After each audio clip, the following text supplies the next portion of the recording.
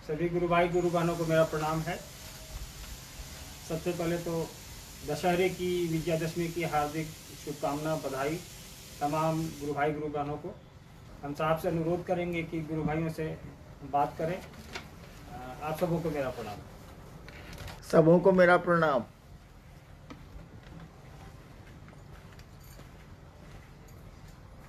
आज नवमी है, तिथि खंडित होकर दशमी भी आ गई है। दशहरा का पर्व है,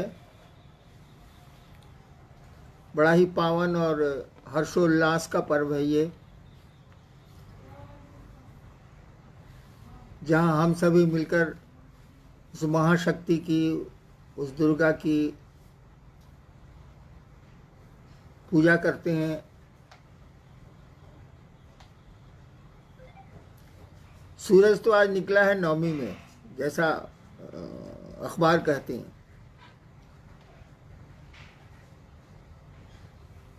नवमी शब्द का अर्थ ही हुआ 9 दिन का। आज 9वां दिन है।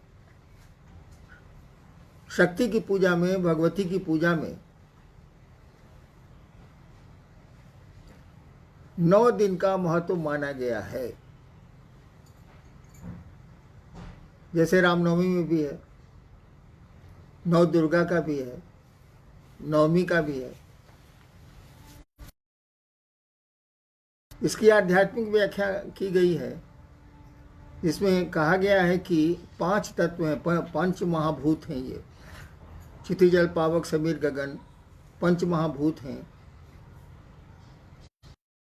और 3 गुण प्रकृति, त्रिगुणात्मक प्रकृति है ये। सतरजतम 5 तत्व और 3 पूरा चराचर जगत बना हुआ है।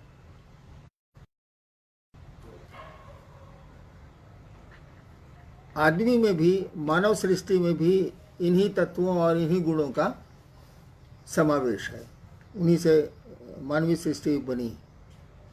तो 5 तत्व और 3 गुण और एक शिव, एक परमात्मा, कुल मिलाकर होते हैं 9। 5 महाभूत, 3 गुण और एक शिव, एक ईश्वर।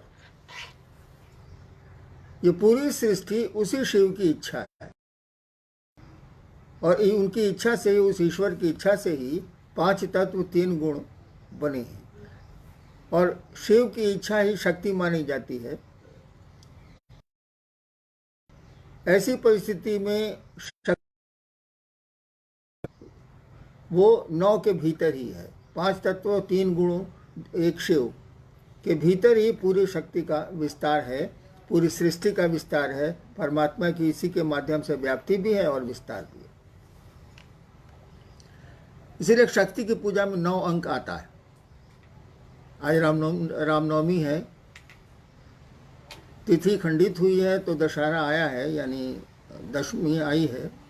पहले आप सबों को इस दशहरा पर, इस विजयादशमी के पर्व पर मेरी हार्दिक शुभकामना है। आप मेरा प्रणाम ग्रहण करें। जहाँ तक कोरोना का सवाल है, इस बीमारी का सवाल है जिससे आज विश्व त्रस्त है। लॉकडाउन तो करीब करीब ख़त्म किया जा रहा है सरकारों के द्वारा, भारत सरकार या राज्य सरकारों के द्वारा, लेकिन बीमारी की दवा नहीं है। आपको याद होगा कि प्रधानमंत्री जी ने कहा कि दवाई नहीं तो ढिलाई नहीं। हमको आपको उसको मानना चाहिए। मास्क और जो दूरी है, सोशल डिस्टेंस जो मेंटेन करना है 6 गज का, 6 फीट का, उसको मानना है। अनावश्यक भीड़ भाड़ में नहीं जाना है। बिना काम के तफरीह में अभी नहीं निकलना है। थोड़ी सतर्कता तो ज़रूरी है। दवा आ जाएगी तो फिर देश में जो मशवरा प्राप्त होगा, सलाह प्राप्त होगी प्रशासन के द्वारा, वो हम लोग करेंगे। लेकिन अभी, और इसीलिए शिव चर्चाएँ भी बंद की गई हैं कि भीड़ नहीं हो। जैसे 200 आदमी के इकट्ठा होने की अनुमति सरकार दे रही है, लेकिन 200 आदमी ही मात्र इकट्ठा होंगे इसकी कोई गारंटी हम आप नहीं ले सकते। क्या कि सब समझता है कि हम तो अकेले जा रहे हैं।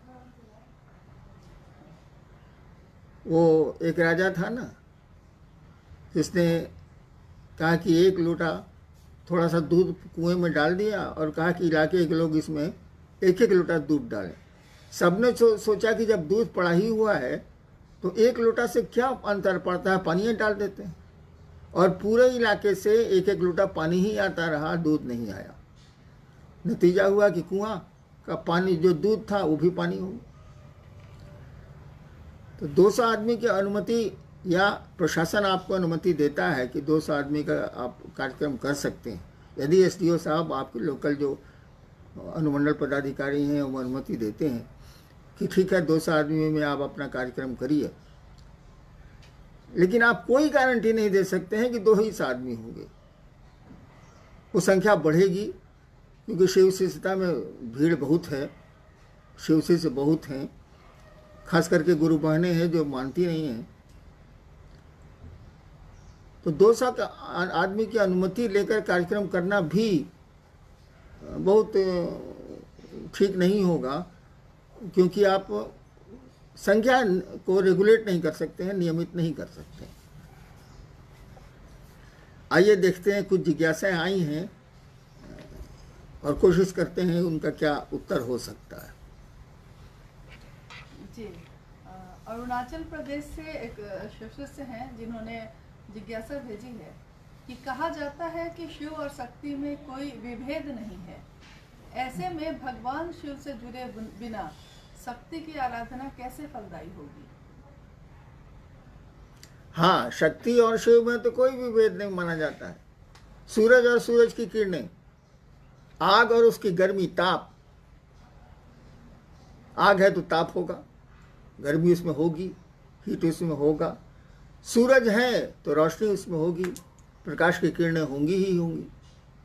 ठीक उसी तरह से शिव हैं तो माना जाएगा कि शिव में शक्ति व्यक्त हुई है, शिव में जो शक्ति अंतर्निहित है वो व्यक्त हुई है, और पूरी सृष्टि हमारे आपके सामने दृश्य भी है अदृश्य भी है। ये शक्ति कहा जाता है कि या शक्ति शिवा से शक्ति, जो भी शक्तियां हैं वो शिव की शक्तियां हैं, अनंत शक्तियां हैं। मूल रूप से तो जो शक्ति मानी जाती है उसकी पूजा हो भी रही है, गौरी हैं और अन्य शक्तियां हैं जो मूल रूप से मानी जाती हैं। उनके नीचे तो असंख्य अनंत शक्तियां हैं। तो शिव के बिना तो शक्ति हो नहीं सकती, और शक्ति ना हो तो शिव भी जाने नहीं जाएंगे, अव्यक्त होंगे। जो महाकाल की स्थिति है, जब काल ही नहीं था तब भी शिव थे। काल का अर्थ होता है जब कुछ बनेगा तो काल शुरू होगा। जैसे घड़ी बन जाएगी तब समय शुरू होगा कि इस तारीख को बनी थी, इतने दिन चलेगी, इसके बाद ये खत्म हो जाएगी। दवा बनी है, इतने दिन ठीक रहेगी, उसके बाद इसकी शक्ति घटती चली जाएगी।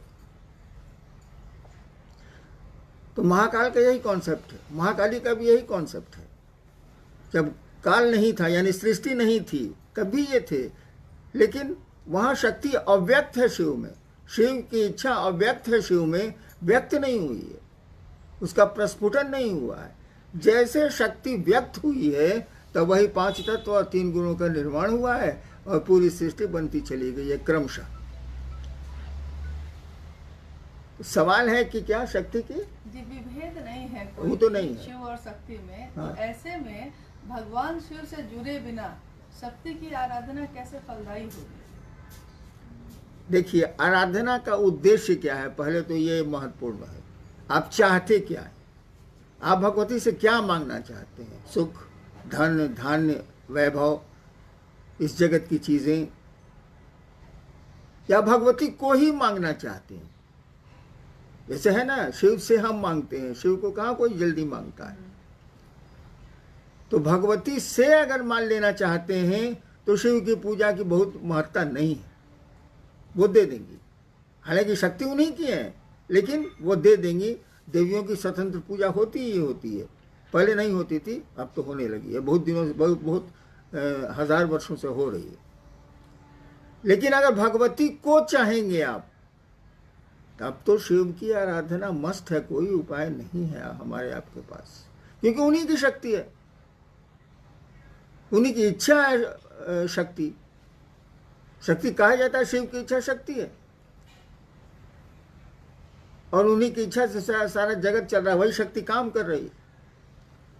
तो शक्ति से अगर जगत मांग रहे हैं तो मिल भी सकता है, लेकिन उस शक्ति को ही मांग रहे हैं, भगवती को ही अपना बनाना चाहते हैं, तब तो शिव की आराधना अनिवार्य है, आवश्यक है। कोई उपाय हमारे आपके पास नहीं है। जगत मांगिएगा तो दे सकती, देती ही।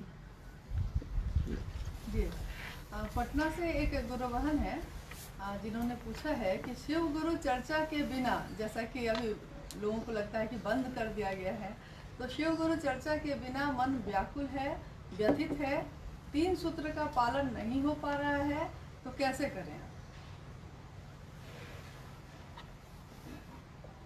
चर्चा के बिना मन व्यथित, बाह्य परिवेश ऐसा है कि हमको आपको चर्चा की अनुमति नहीं मिलेगी, क्योंकि हमारे आप पर ही शारीरिक खतरा है। 3 सूत्र में दूसरा सूत्र है चर्चा करना। चर्चा का मानी क्या होता है, अर्थ क्या होता है?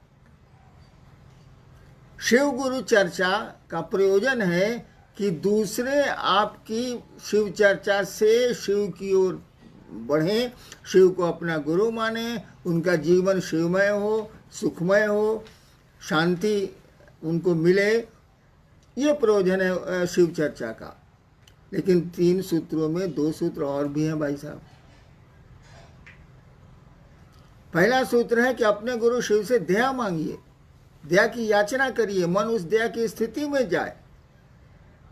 और तीसरा सूत्र है अपने गुरु को प्रणाम करिए। आपने शिष्यानुभूति, मेरी पतली सी पुस्तक है, उसको पढ़ा होगा।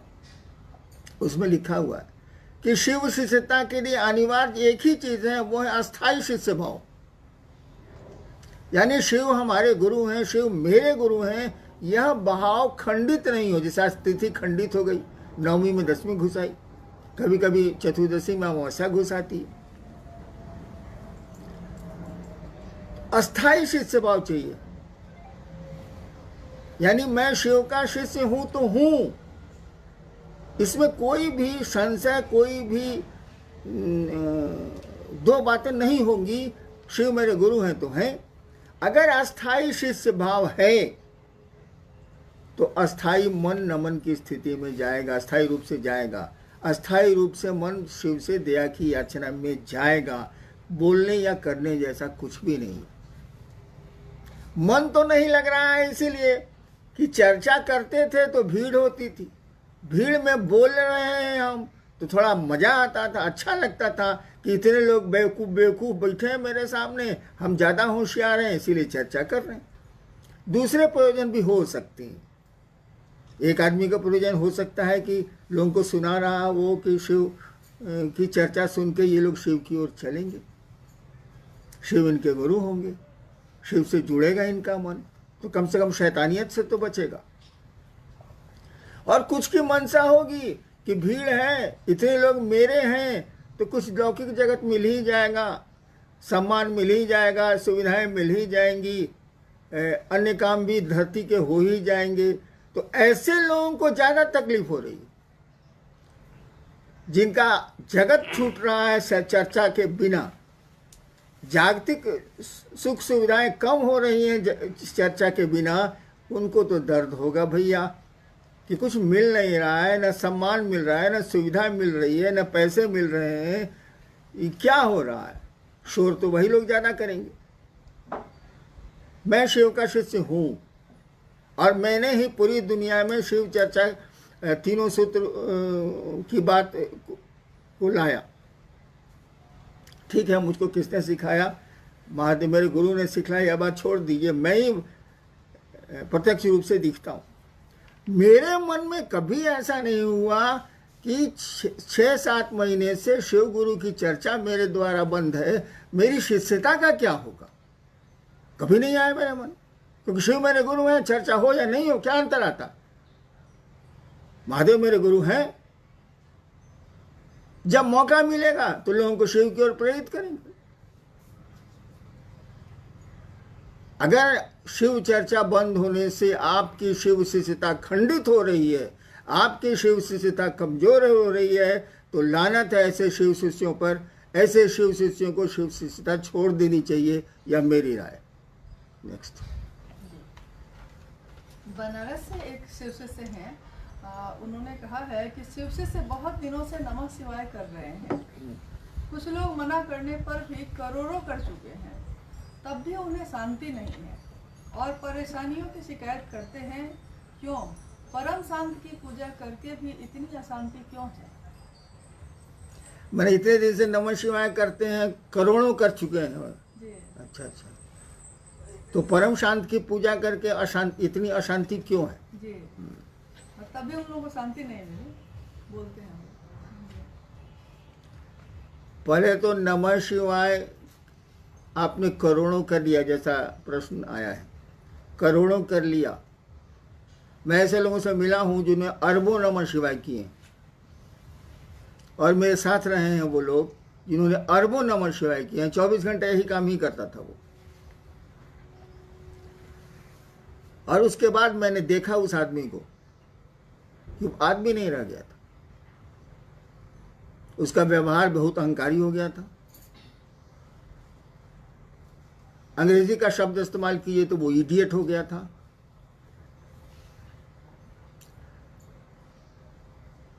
अव्यवहारिक हो चुका था, किसी से ठीक से बात नहीं करता था।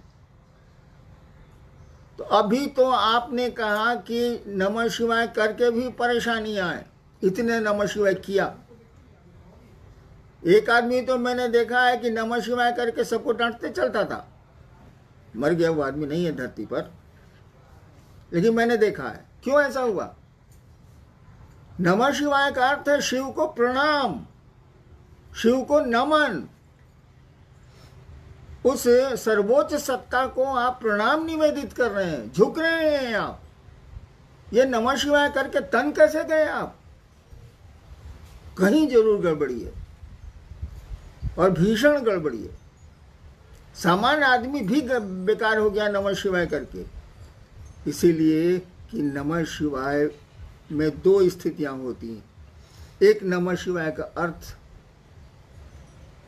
अर्थ में जो भाव छिपा है वो, जैसे नमः शिवाय का अर्थ है शिव को नमन, शिव को प्रणाम। इसमें भाव क्या छिपा है? मन आपका झुकेगा भाई साहब। प्रणाम करिएगा किसी को तो मन झुकेगा। बिना झुके भी प्रणाम होता है, खूब होता है। हम लोग लाचारी में धरती पर बहुतों को प्रणाम करते हैं और मन ही मन सोचते हैं कि साल कहाँ से बेटा गया, आज खाना नहीं मिलेगा। ऐसे भी प्रणाम होते हैं औपचारिक, लेकिन शिव को तो औपचारिक प्रणाम नहीं चलेंगे। वहां तो मन को प्रणाम की स्थिति में जाना होगा। नमः शिवाय का अर्थ और चैतन्य मंत्र में दो चीजें होती हैं।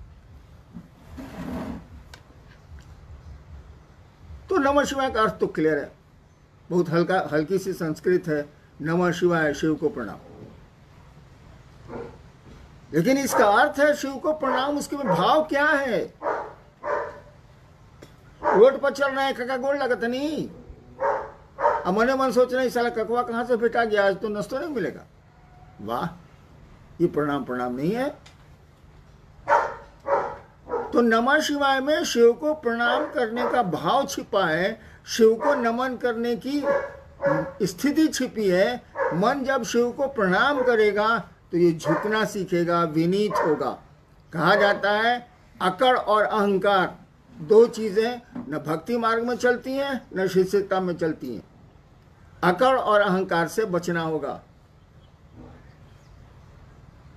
और चैतन्य, मंत्र में चैतन्य होता है। ये शिव क्या है?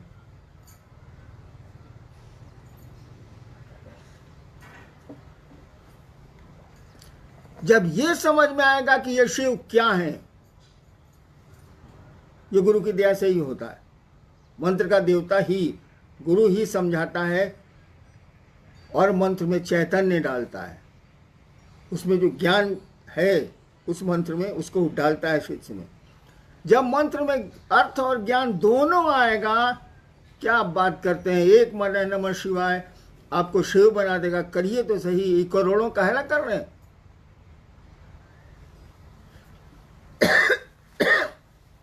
हमने कहा ना कि एक माला नमः शिवाय करिए, एक एक दाने पर शिव को प्रणाम करिए, तो हम तो लोग तो गिनती करते हैं 108 हो गया।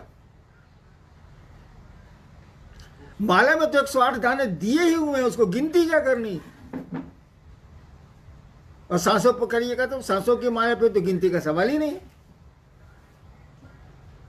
और आपकी सांसें भी फिक्स्ड है, हर एक आदमी को तय है कि कितनी सांसें लेगा ये धरती पर। तो नमः शिवाय में अर्थ और चैतन्य, अर्थ तो आप समझ सकते हैं, लेकिन चैतन्य के लिए गुरु की दया जरूरी है, उस मंत्र के देवता की दया जरूरी है।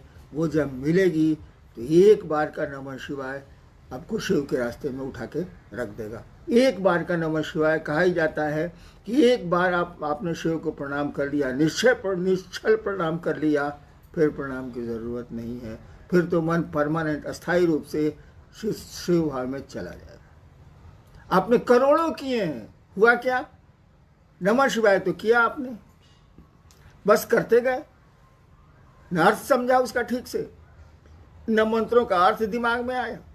कर रहे हैं तो कर रहे हैं, अर्थ जानते हुए भी आप माला पर आपका ध्यान है।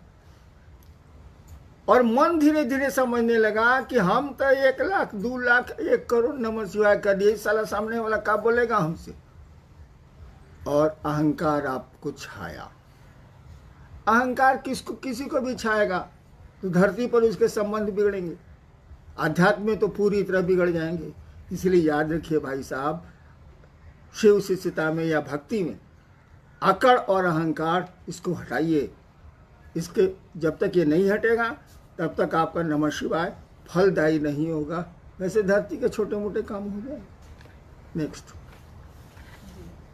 आरा से शिव शिष्य हैं, आपने कहा आओ चलें शिव की ओर, अब तो चल भी रहे हैं फिर भी परिणाम नहीं है, कष्ट बहुत है, मन भागता रहता है, आखिर क्यों है ऐसा? जब भी जीवात्मा, जब भी कोई इस धरती पर योनिगत होता है, आता है, वो पेड़ हो, जीव हो, इंसान हो, देवता हो, भगवान हो, जब भी वो योनिगत होगा, पैदा होगा इस धरती पर, तब तो धरती के नियम लगेंगे। उसे सुख भी मिलेगा, उसे दुख भी मिलेगा, और आनंद तो मिलता है मात्र शिव की ओर चलने से, उस ईश्वर की ओर चलने से। जब दुख मिलेगा तो याद रखिए सुख भी मिलेगा, जब सुख मिलेगा तो याद रखिए दुख भी मिलेगा। लेकिन जब आनंद मिलेगा तो उसका उल्टा होता ही नहीं है। इसीलिए ईश्वर को कहा जाता है सच्चिदानंद, शिव को कहा जाता है वो ईश्वर है, महेश्वर है, आनंद वही है, उन्हीं के रास्ते में है, उन्हीं की दया पर है। तो आओ चलें शिव की ओर किसी ने कहा। अरे भैया, जिस दर्द से कहा वो दर्द समझ में आया कि शब्द पकड़ा गए। जिसने भी ये कहा कि आओ चलें शिव की ओर, उसके भीतर दर्द था, एक पुकार थी वह शिव की ओर चलने की, कि उसके पास भाव थे, और उस समय उसके पास दूसरा कोई भाव नहीं था। भीतर से उसने आवाज दी आओ चलें शिव की ओर। हम लोगों के तो वो शब्द हैं, आओ चलें शिव की ओर, है हुआ, वही हो गया, है हुआ, आओ चलें शिव की ओर। जिसने कहा उसके भीतर दर्द था, एक क्या कहिएगा, उसको एक पीड़ा थी, और इसी दर्द के तहत उसने आवाज दी आओ चलें शिव की ओर। अगर उस दर्द से आप चलते हैं, उस दर्द के पीछे चलते हैं, तो कोई पीड़ा नहीं होगी। पीड़ा तो होती ही रहती है, पीड़ा तो मन झेलता है। पुआल पर सोने वाले को डलना पर सुला दीजिए, रात भर नींद नहीं आएगी। डलना पर सोने वाले को पुआल पर सुला दीजिए, रात भर नींद नहीं आएगी। ये तो मन की स्थिति है। सुख दुख यहाँ कुछ है नहीं, ये सभी घटनाएं, यहाँ तो कोई दुर्घटना होती नहीं है जगत में, सब फिक्स्ड है। यहाँ सभी इंसिडेंट हैं, एक्सीडेंट नाम की कोई चीज़ नहीं है। हाँ, वो बोलचाल में हम लोग बोलते हैं। नेक्स्ट जी, मधेपुरा से शिव से हैं, उन्होंने पूछा है कि आपके द्वारा लिखित एक किताब जो आने वाली है, आओ चले शिव की ओर, वो हम लोगों को कब तक मिलेगी?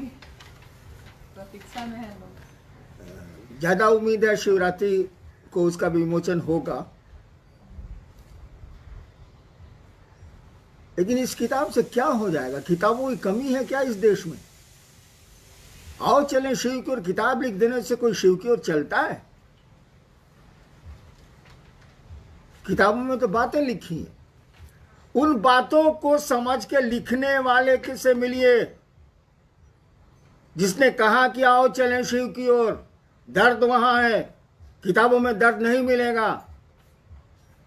आपके कठोर भाव, आपके भीतरी भाव शब्द नहीं दे सकते। कोई रो रहा है दर्द से, शब्द में कितनहू बोलेगा, वो स्थिति दूसरे की नहीं होगी। तो किताब लिख देने से क्या हो जाएगा? हाँ, लौकिक रूप से पूछेगा तो चेष्टा है कि महाशिवरात्रि में 2021 में इसको निकाल दिया जाए। इसीलिए क्या मैं बूढ़ा हो गया हूं, जाने वाला हूं, तो जो समझा मैंने लिख दिया। लेकिन लिख देने से क्या हो जाएगा? आपके पढ़ लेने से क्या हो जाएगा? अरे पढ़ के उसको जीवन में उतारना होगा। एक ही लाइन तो बहुत है, आओ चलें शिव की ओर। उसके बाद कुछ भी समझने की जरूरत नहीं है। चलिए शिव की ओर। ड्रामेबाजी थोड़ी है आध्यात्म। यहां तो नौटंकी चलती नहीं है। हमको आपको चलना चाहिए, दिल से चलना चाहिए शिव की ओर। फिर किसी किताब की जरूरत नहीं, किसी साधन की जरूरत नहीं, किसी 3 सूत्र की जरूरत नहीं है। चलिए तो सही। नेक्स्ट। एक बहुत पुराने गुरु भाई राजीव नगर पटना से हैं, बिहार से। उन्होंने कुछ अपनी जो उनके मन में चल रहा है उसको भेजा है कि शिव शिष्यता की यात्रा में आपकी छांव तले प्रेम को सीखने, समझने और देखने का सौभाग्य मिला। किसी से भी घृणा का भाव समाप्त प्राय हुआ, परंतु 25 साल के उपरांत स्वयं से प्रेम नहीं होने का भाव परेशान करता है। कहीं इस यात्रा में हम डिसऑनेस्ट तो नहीं हो रहे? आप बता सकते हैं, या जीवन की दुश्वारियां ऐसे भाव को जन्म दे रही हैं? आपके और शिव के प्रति मन को ईमानदार समझता हूँ, फिर भी क्या मैं समान स्थिति में नहीं हूँ? वो जीवन की दुश्वारियां जो है ना, जीवन के तंज जो है ना, जीवन की परेशानियां जो है ना, उनको इस मन स्थिति में ले आई है। परेशानियां आती रहती हैं भाई साहब। किसी घर में चलिएगा तो ऊंचा नीचा आपको मिलेगा। अच्छी सड़कें मिलेंगी तो खराब सड़कें भी जीवन में मिलती हैं। सवारियों को ठीक कीजिए, खराब सड़कों से निकल हम अब जाएंगे। मैंने कई बार कहा है कि जब खराब सड़क मिले तो अच्छी गाड़ी कर लीजिए, अच्छी सवारी कर लीजिए, तो झटका कम लगेगा, दर्द कम होगा और शिव की सवारी से। लेकिन शिव की सवारी शरीर नहीं कर सकता है। शिव की सवारी जब करेगा तो मन करेगा। मन ही ने शैतान होता है, मन ही ने शिव होता है। एक आदमी घायल है और वो बेहोश हो गया है, कोई दर्द नहीं। एक बार मैं कुर्सी पर बैठा था यहीं रांची में, अचानक मैं बेहोश हो गया। इतना मजा आया मुझको, इतना मजा आया कि मत पूछिए। मुझको कुछ भी याद नहीं कौन क्या कर रहा। जब होश में आया तब देखा कि लोग सामने हैं और सब परेशान है। मुझको इतना मजा आया, वो जो 1 मिनट का समय था, कुछ भी मुझको पता नहीं चला। हाथ जब कुर्सी से नीचे गिर गए, गर्दन लुढ़क गई, मैं मर गया। बड़ा मजा आया। यानी मन ही न पकड़ेगा इसको कि कोई दर्द है, कोई सुख है। मन जब शिव की ओर चलेगा तो ये झटका कम लेगा और परेशानियां कम होंगी। जहां तक अपने से प्रेम करने का सवाल है, भाई ने लिखा है कि अपने से प्रेम नहीं हो रहा है। भैया अपने से काहे प्रेम कर रहे हो? शिव से प्रेम करो ना। अपना आप खुद ही समझ में आ जाएगा कि हम लोग क्या हैं। आदमी को शिव से प्रेम करना चाहिए और थोड़ा बढ़िया से नमः शिवाय करिए। शिव को प्रणाम करने की कोशिश करिए। नमः शिवाय कोई दूसरा अर्थ नहीं है। अगर शिव को मन ही मन प्रणाम करते हैं आप, शिव को मन प्रणाम करने की स्थिति में जाता है तो नमः शिवाय की भी जरूरत नहीं है। इस साल नहीं जाता है मन, इसीलिए हम लोग कहते हैं नमः शिवाय करिए। नमः शिवाय तो आपको प्रणाम की स्थिति में ले जाता, स्थिति में ले जाता। बहुत पावरफुल मंत्र है, उससे ज़्यादा पावरफुल कोई मंत्र ही संसार में नहीं है, क्योंकि शिव से पावरफुल कोई है ही नहीं संसार में। इसलिए उनका नाम मंत्र सबसे पावरफुल। इसको किया जाए। जी एक भाई हैं औरंगाबाद बिहार से, उन्होंने लिखा है कि शिव शिष्य होने की मनोदशा में जब लोग आते थे, लंबे समय तक ये संवाद संप्रेषित किया जाता था कि जागा जागा महादेव के उद्घोष के साथ अंतरिक्ष को प्रेषित किया जाता था। और जो आपकी शिष्यानुभूति में लिखा भी है कि यह प्रेषण वायुमंडल में ध्वनि के संप्रेषण का भाव प्रत्यक्ष या अप्रत्यक्ष जीव आत्माओं को सूचित करने के विज्ञान पर आधारित है। तो इसमें प्रत्यक्ष और अप्रत्यक्ष जीवात्मा किसके लिए कहा गया है? प्रत्यक्ष तो हो गए आदमी, प्रत्यक्ष या सब कुछ जो दिख रहा है सो प्रत्यक्ष है। कोरोना भाई साहब दिख रहा है, कोविड-19 का कीड़ा दिख रहा है, और क्या जुलूम ढाया हुआ है सो देख लीजिए। त्रस्त है लोग, विश्व त्रस्त है, देश परेशान है, कोरोना तो दिख नहीं रहा। ऐसे असंख्य जीव हैं, जीव तो है वो, तभी उसके एक्शन है, तभी वो फेफड़ा को फुटबॉल की तरह खड़ा कर देता है ना जीव। तो कहा गया कि दृश्य अदृश्य दोनों जगत की जीवात्माओं के लिए यह संप्रेषण कि किसी ने शिव को अपना गुरु माना है काम करता है, इसीलिए संप्रेषण दिया हुआ है।